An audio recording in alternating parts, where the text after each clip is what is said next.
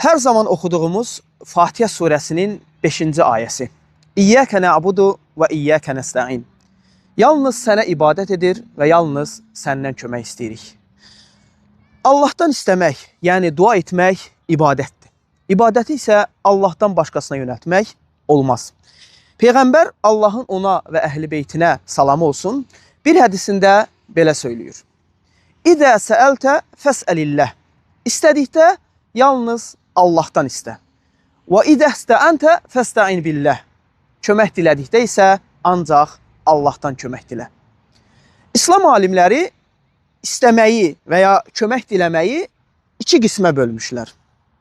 Birinci qism yalnız Allahın qadir olduğu işlərdə ancaq Allahdan istəmək və ancaq ondan kömək istəmək, kömək diləmək. Bu da ibadətdir. Bunu Allahdan qeyrisinə yönəltmək təbii ki, şirk sayılır. Yəni, mənə şəfa ver, mənə ruzi ver, mənə övlad ver və s. istəkləri, duaları Allahdan başqasına yönəltmək qəti şəkildə olmaz. İkinci qism isə insanların qadir olduğu işlərdə onlardan bir şey istəmək və ya kömək diləmək. Bu da təbii ki, icazəlidir. Məsələn, mənə qələm ver, yükümə kömək elə, mənə məsləhət ver, maşınımı təmir elə və s. kimi gündəlik həyatımızda olan istəklər.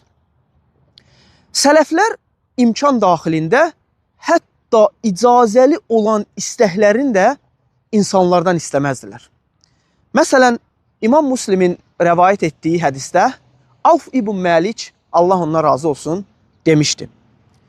Mən səhabələrdən bir çoxunun qamçısı yerə düşərkən heç kəsə ağız açmadığını və özünün atdan düşüb o qamçını götürdüyünü görmüşəm. Subhanallah.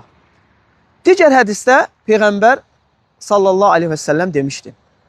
İffətli olmaq istəyəni Allah iffətli edər.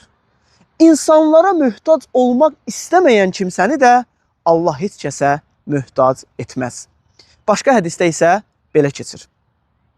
Birinizin ip götürüb bir şələ odun yığaraq belində bazara aparıb satması və bu səbəbdən də Allahın köməyi ilə heç kəsə möhtac olmaması onun üçün insanlara ağız açmasından daha xeyirlidir. Bir də ki, bilmək olmaz, o adamlar ona istədiyini verəcəklər, yoxsa imtina edəcəklər. Allah bizi özündən başqasına möhtac etməsin. Amin.